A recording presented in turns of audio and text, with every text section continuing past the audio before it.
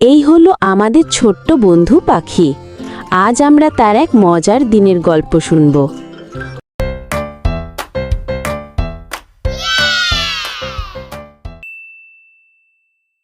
ভোর হলো, সূর্য উঠেছে।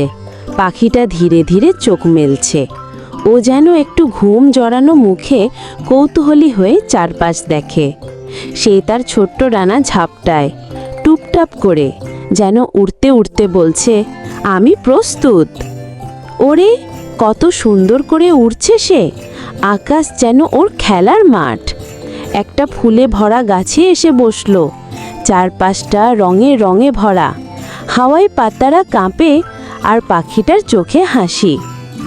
ও ফুলের ভেতর থেকে খুঁজে পাচ্ছে সুস্বাদু খাবার।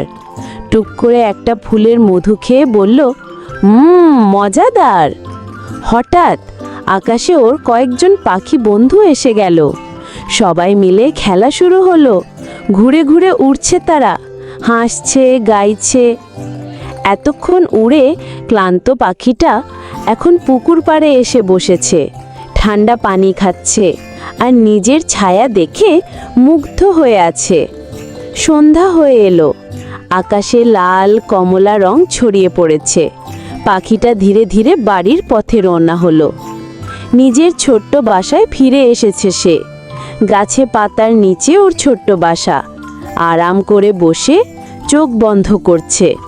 চাঁদের আলোয় পাখিটা গভীর ঘুমে ঢুকে গেল।